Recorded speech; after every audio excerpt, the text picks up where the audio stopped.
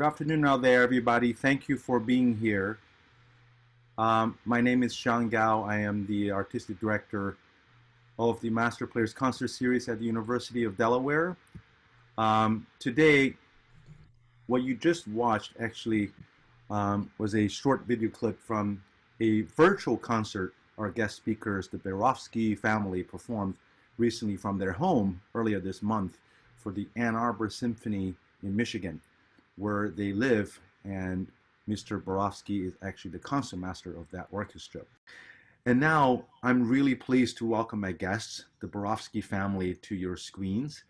The Berofsky Quartet is made up of violinist Ann Berofsky, violinist and violist Kathryn Votapek, and their two children, pianist Charles and cellist Sebastian.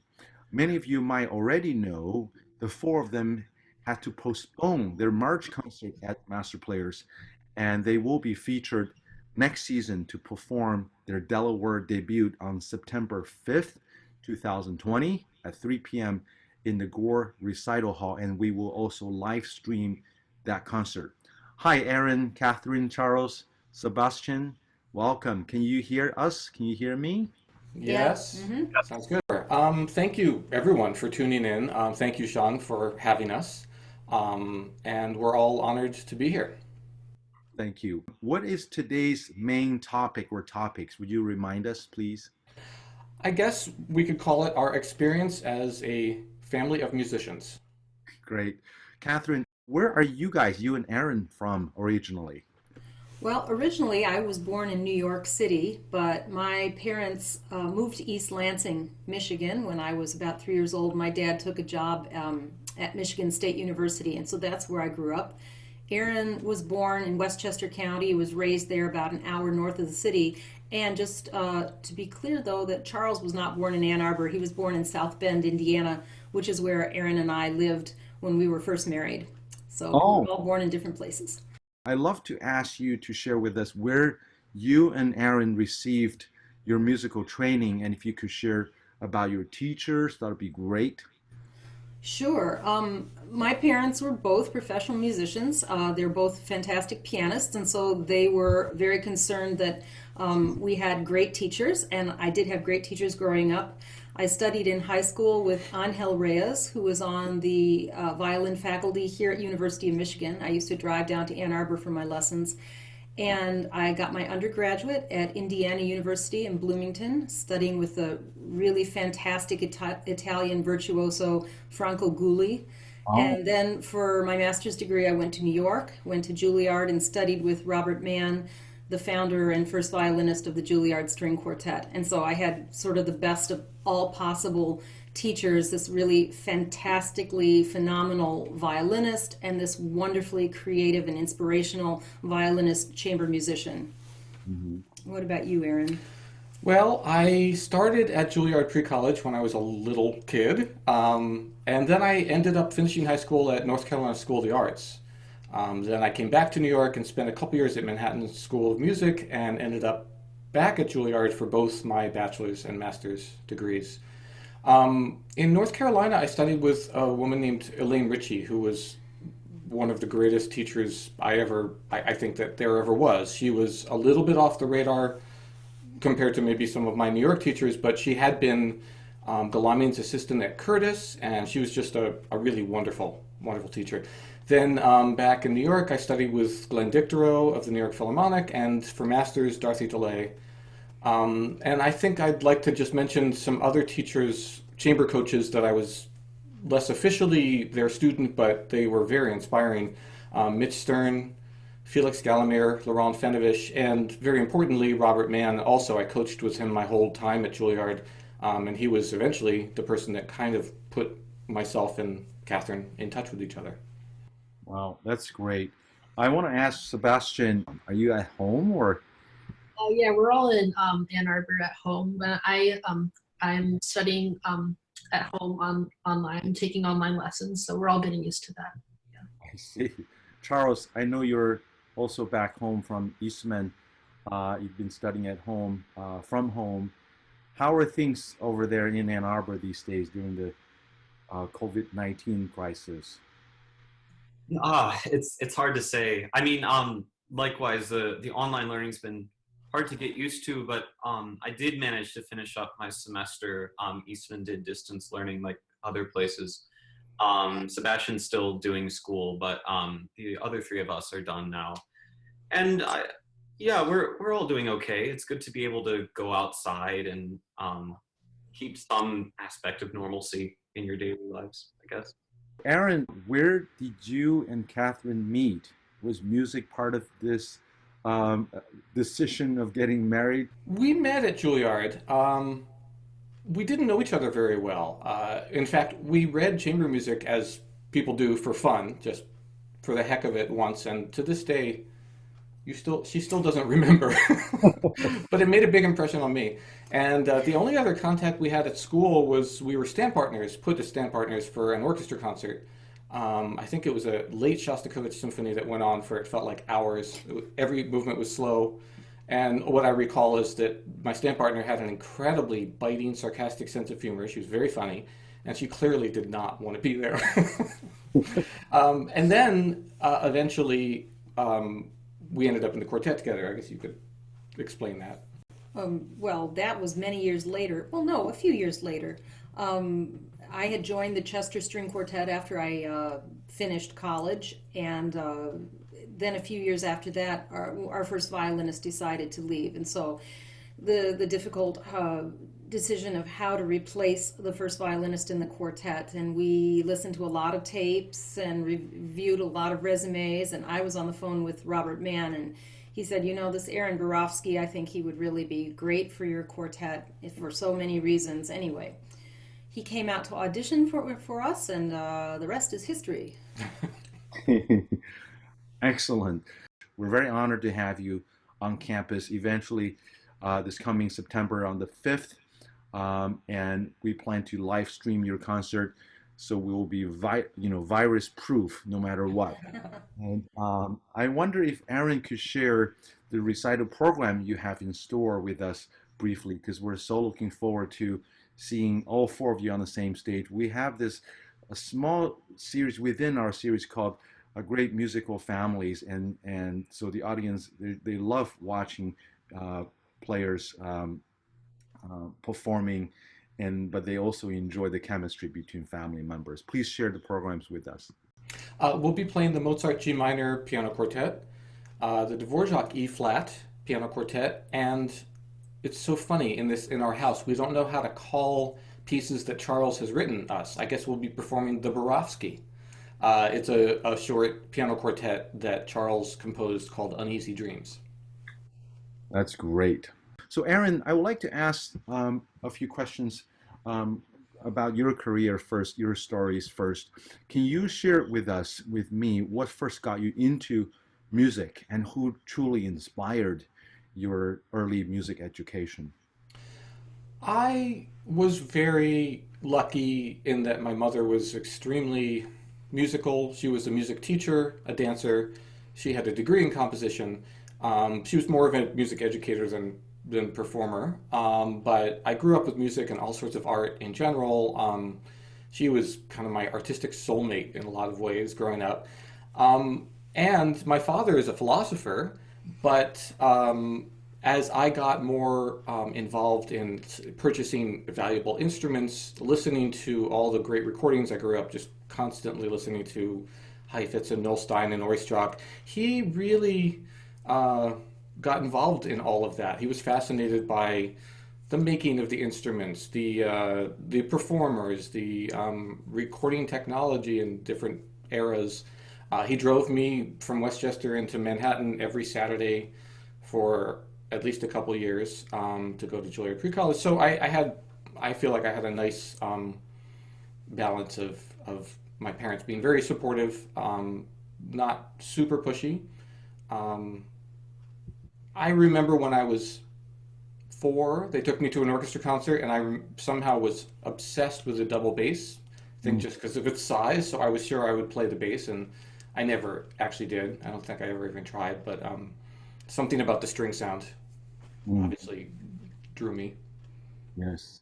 So I have this photo of you showing.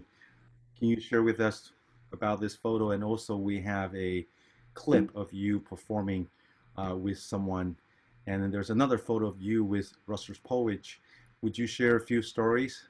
Sure. I mean, the photo was just, I think I took that when I joined the Chester Quartet in 1992, and I needed a publicity photo.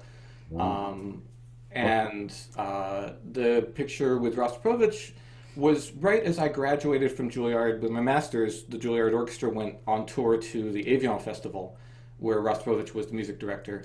And a few of us were lucky enough to get chosen to play chamber music with Rostropovich, with Eugene Istomin, a bunch of luminaries.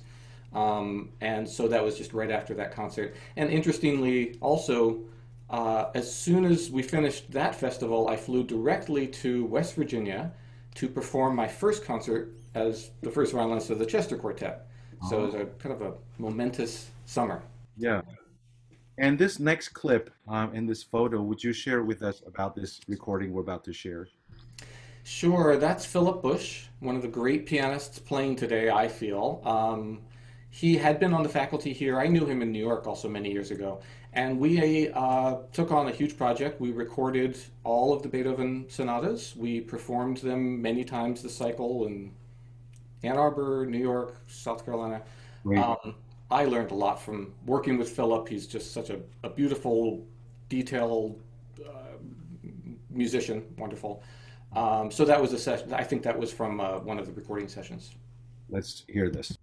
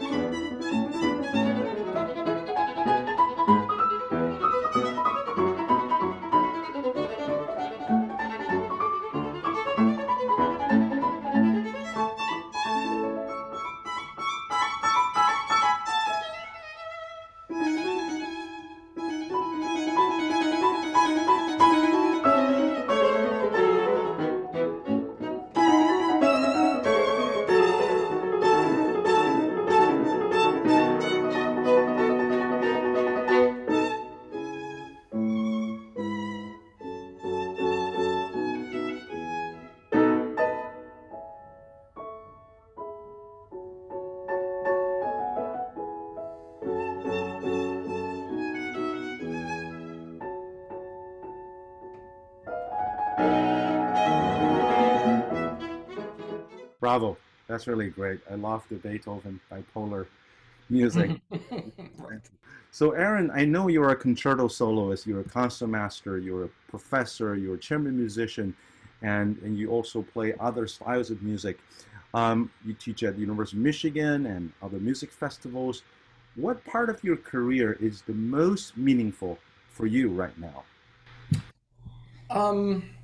I I guess if I had to say what music I feel is the most deep and meaningful, it would be string quartets. What's nice is, in some ways, we both still miss our quartet a great deal, but we did have the chance to do that full time with almost nothing else to distract us, more or less, for over a decade. And now I am able to play more concertos and concertmaster and other mixed ensemble kind of things. So looking back in total, I think I'm really feel fortunate about the balance that I have been able to strike. You recently shared with me a video clip of your Tchaikovsky, actually an audio clip of your Tchaikovsky concerto performance. Can you share with the audience before I play a little audio clip from that, please? Sure. That was the first major concerto. I wonder what yours was. That was the first major concerto I ever learned when I was, I don't know, young teen. And so I've been playing it for a long time. And I've been lucky enough to play it multiple times with orchestra. I feel like this last performance, I started to finally get a handle on it. And you know, I think the only other thing I remember about this performance was I was just getting back from Seoul from teaching and playing in Korea, and I remember dealing with some jet lag and worried that it was going to throw me off. But by the time I got to the concert, it was all gone. You shared a photo, which I will share very soon, that your father was in the backstage with you too. Was he there to hear the concert? Yeah, he was there. He's always. My mother is no longer with us, but they're both always supportive. But he still comes and listens whenever he can, and yeah. That's great. Wonderful.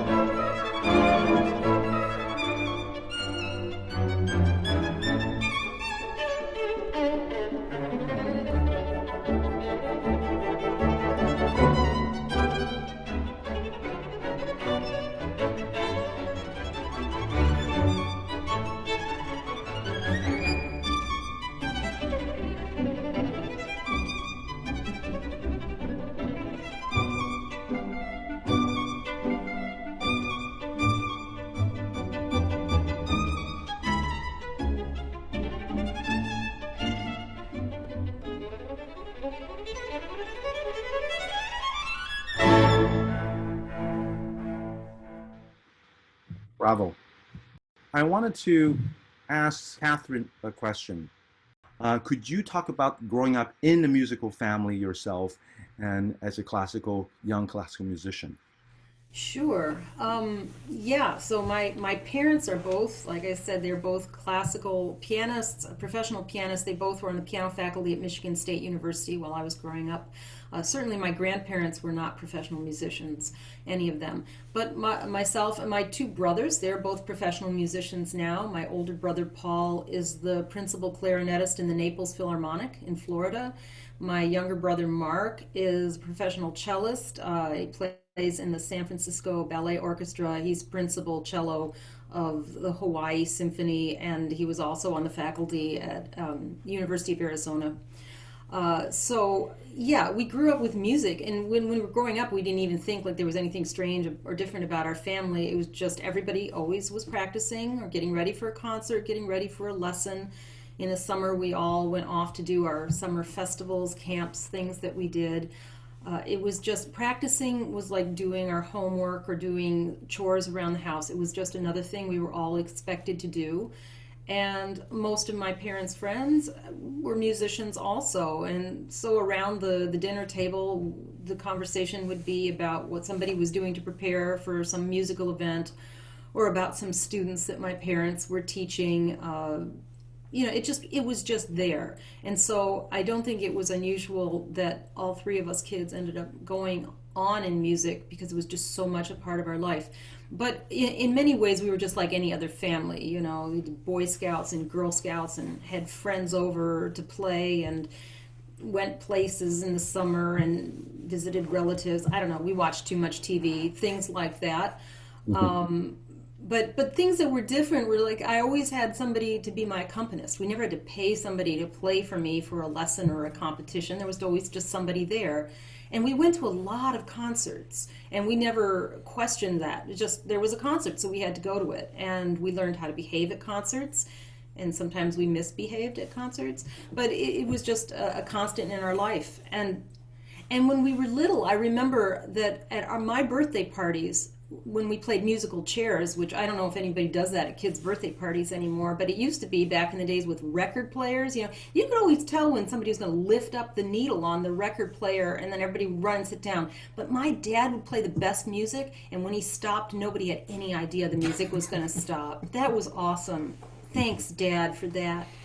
But yeah, it was great, and more importantly than any of this other stuff, my parents just they were able to really help us kids and to console us when we lost competitions and to rejoice with us when we did well, and they were just a wonderful support system. It was great way to grow up, and I'm glad that maybe we can give some of that to our kids too.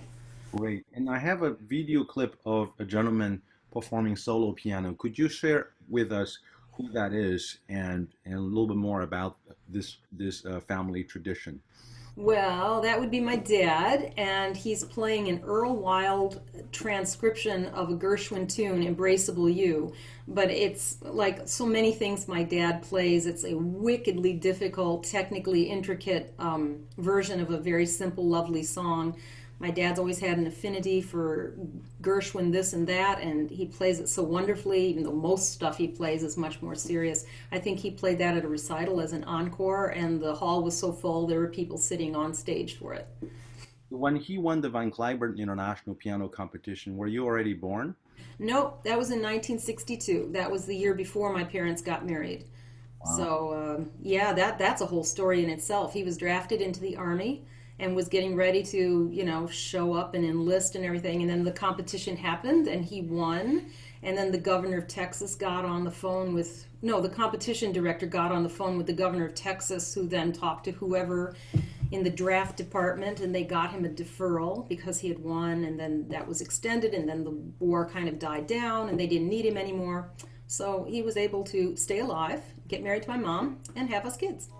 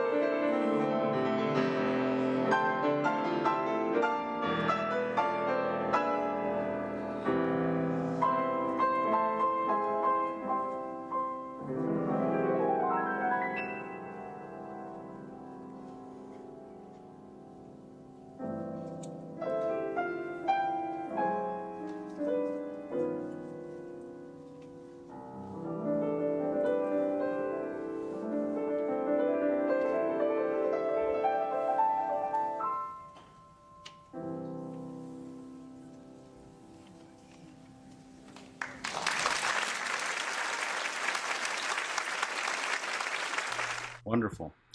I wanted to share another video of you performing the Brahms Sonata.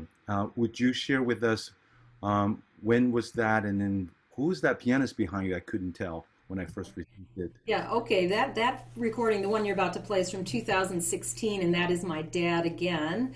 But things have gotten so much more sophisticated now. Back then, we just put a camera up and took one shot, so you can see me, but you can't see him too well. But we performed and recorded all of the Brahms sonatas for violin and piano, and also the viola and piano sonatas. And we did them in 2 nights, and that was at Stamps Auditorium here at University of Michigan.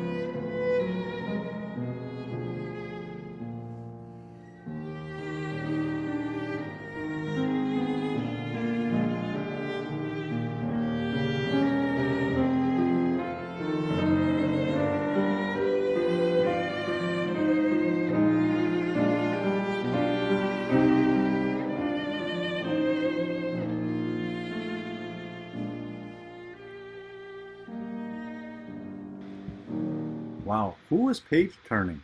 Ah, that was Charles. I was And gonna that's say, another great thing about being in a musical family. I was always tapped to turn pages for my dad when he was playing chamber music when I was growing up. And now we use Charles, or we did when he lived at home. I know you're also a wonderful violist. I like to play your viola recording very quickly. And I know Aaron also plays Baroque violin.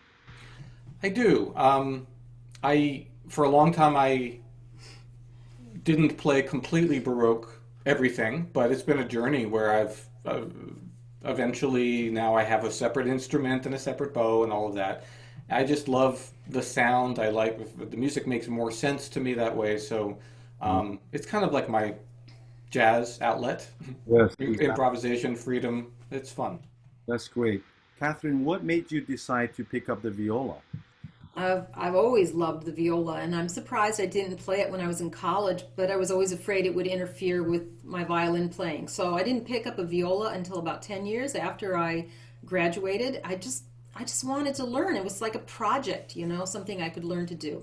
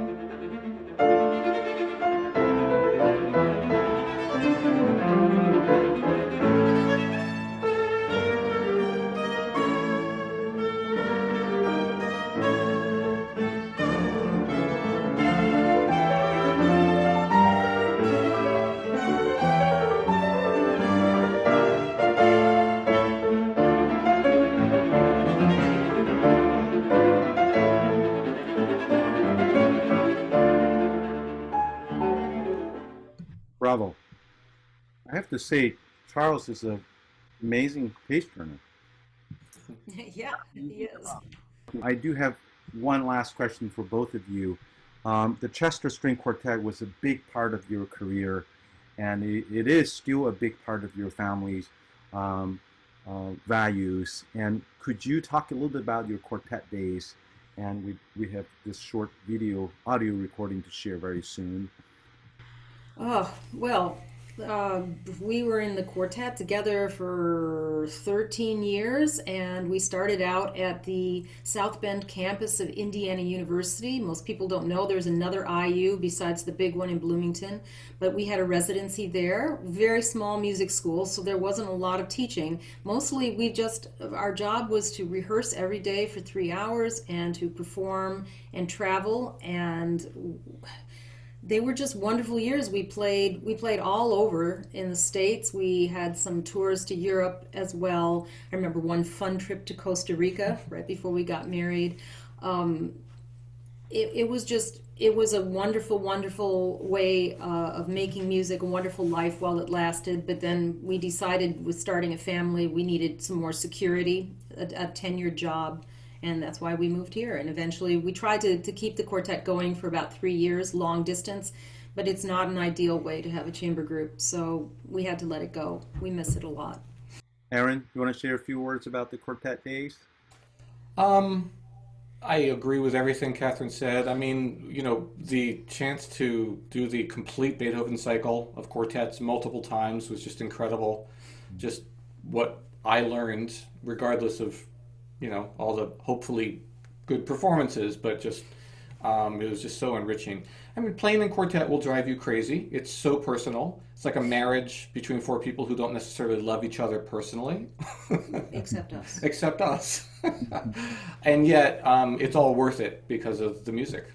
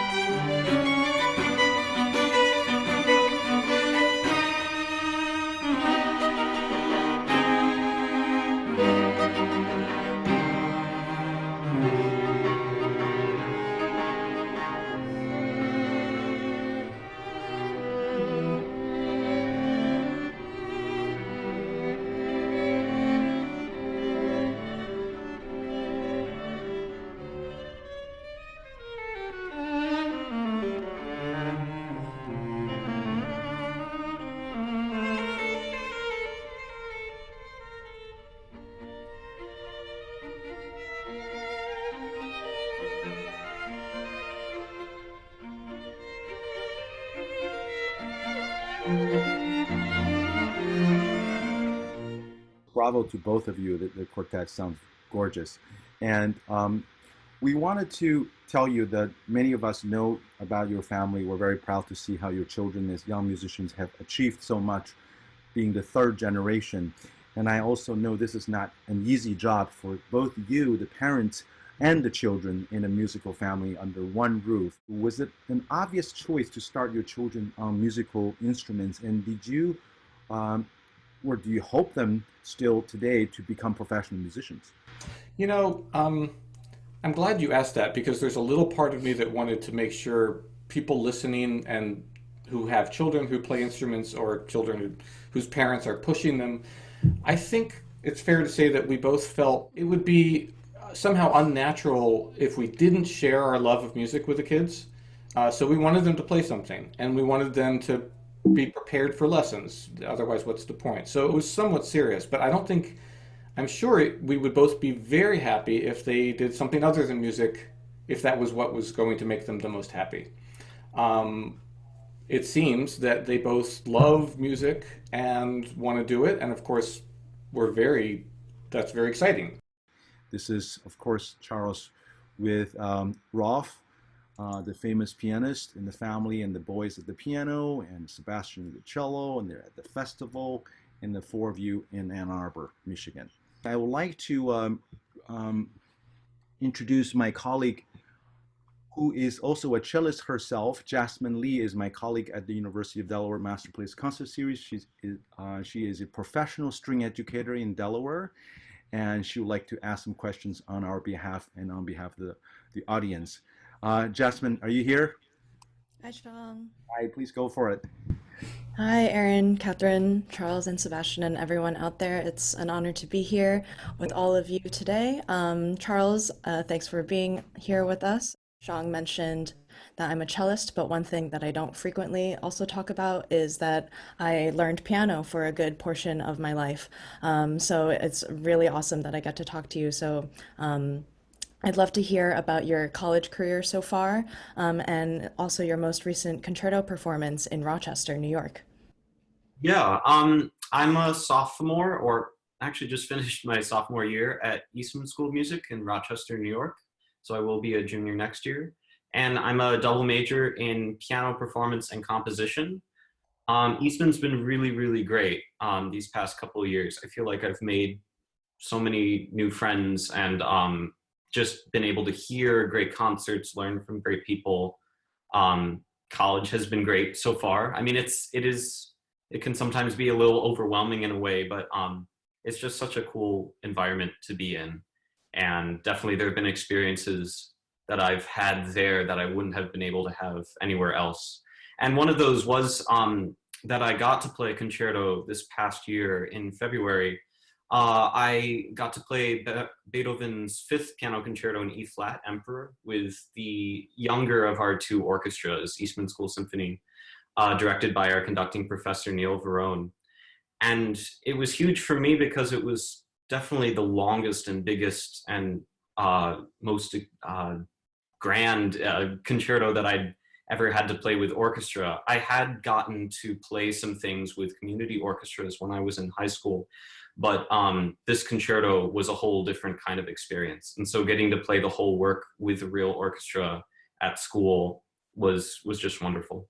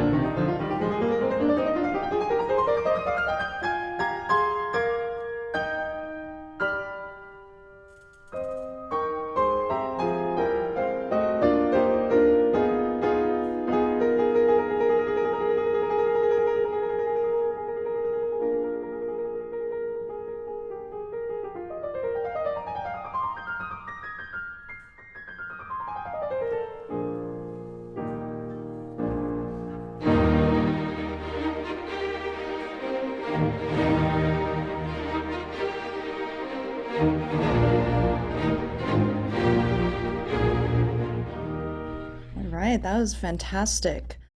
Your parents are professional musicians, so you grew up in a household practicing in front of experts all day, every day. So how is that? How do you feel? Do you find that you typically go to them for advice, or you typically seek advice from your teachers first? Can you talk a little bit more about your experience?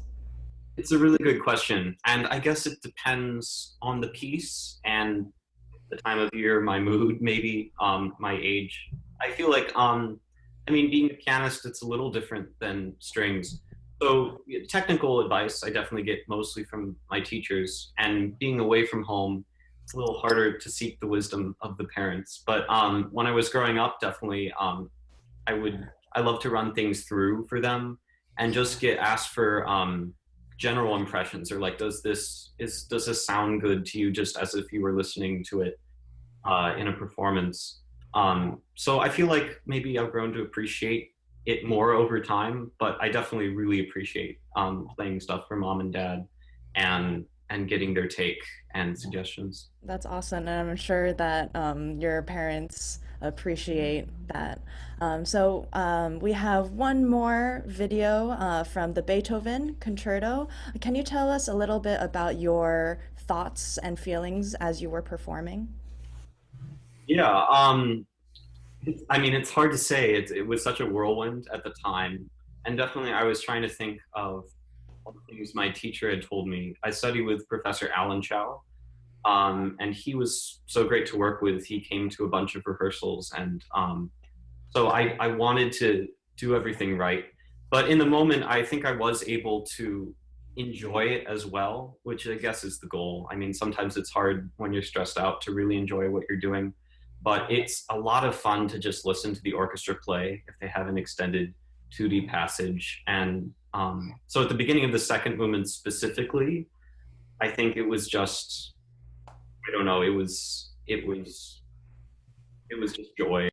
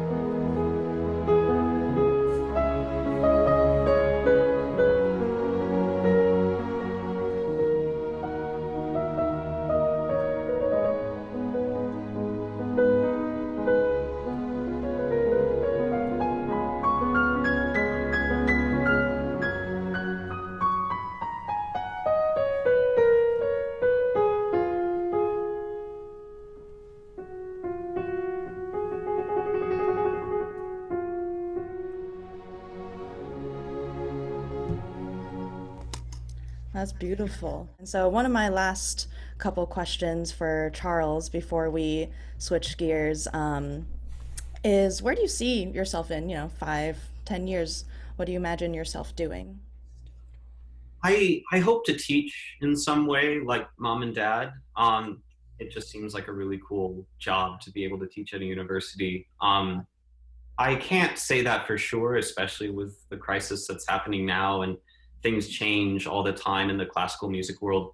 I definitely want to keep playing, but if I can do some of both, playing and teaching, I think that would be ideal.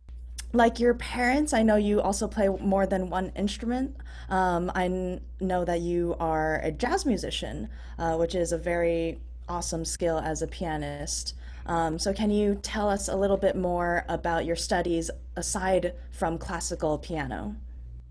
Yeah, with regards to jazz, I got into that just because of the school, actually, public school and middle school, and then mostly in high school. I played in jazz band at Huron High School in Ann Arbor, Michigan. Go Rats! This is a photo of me at a jazz club in Detroit, Michigan, with a couple of friends. We were playing, I think it might have been some Bill Evans. I'm not sure. Um, I never studied it privately, but it was just really fun to explore that world too. That's awesome. That's super great to have something like that under your belt. So I have a short clip of an organ performance, actually. So can you tell us where this was taken?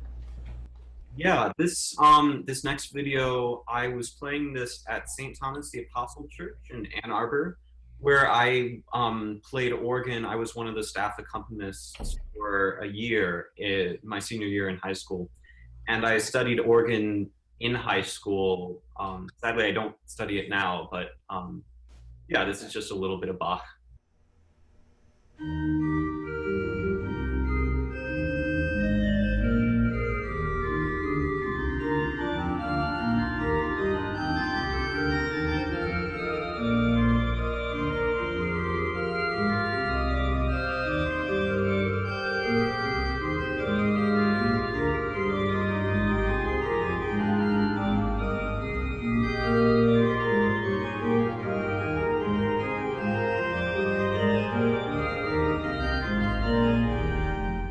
That's awesome. That requires so much coordination. That's very, very impressive.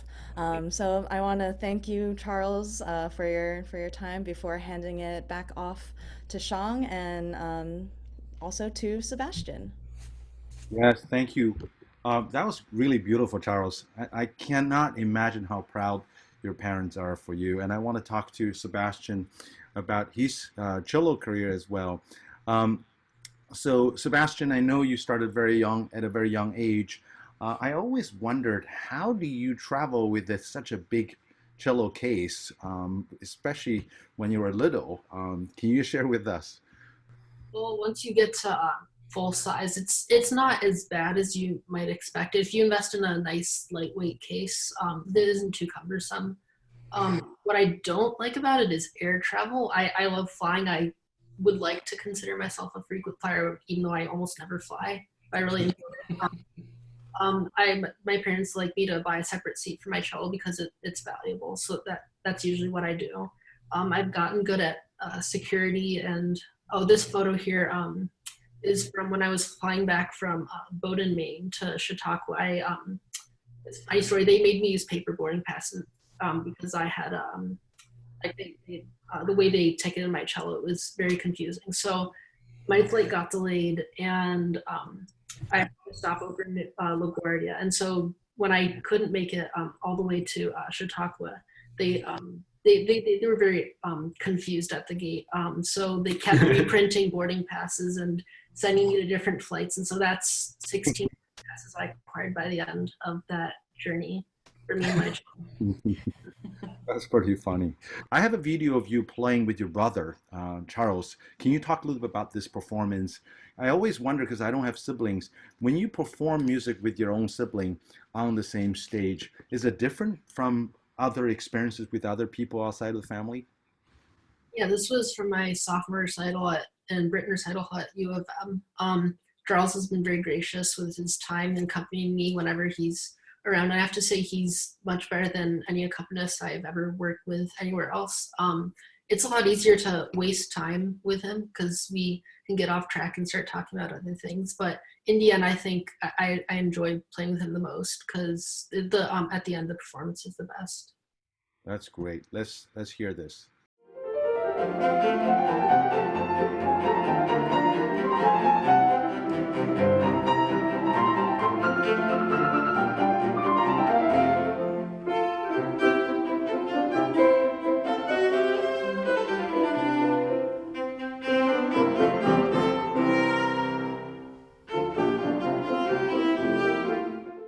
Bravo. I wanted to ask your mom a quick question because she's a professional chamber musician. Kathryn, would you share with us what do you think chamber music does for a classical musician's career and life? Oh, I think everybody should study chamber music to some extent because I think that there's no better way to develop yourself as a complete musician. I mean, if you only play solo, you learn to lead and to play big, and if you're in an orchestra, you learn to blend and to follow. And all of these things are valuable, but as a chamber musician, you have to lead and you have to follow and you have to make musical decisions and be responsible for your own part and work on cooperating with others. It's just the best personal, emotional, musical experience. I think, and I think anybody who studies chamber music benefits from that. You become a more complete musician. Sebastian, I know you were in a string quartet that just recently won the big prize and before the crisis, and you also perform chamber music. We have a short video of you in a chamber group. Would you share with us a little bit about your quartet and your chamber music making? This year I was in a great quartet and my mom offered to be our coach. Our violinists are both from Ann Arbor and the violist. I actually knew from the IU String Academy before several years, so I asked her and she was willing to play in the quartet. We rehearsed about 2.5 hours a week, and our big piece was Mendelssohn Opus 80, string quartet F minor. So for this competition, we played one with the first movement. The clip you're about to show is from actually a quintet about 2 summers ago when I was at the IU String Academy. I entered a competition to play with 2 faculty who were there, Sarah Kapustin and Roland Jaegers, and two other students who we would all play the whole Mendelssohn first viola quintet. So we rehearsed there 6 hours a week, and it was by far the best chamber music experience I've ever had. Yeah, I really enjoy this. I want the audience to watch you because you're really the rock and the glue of the group. You did a great job. Here we go.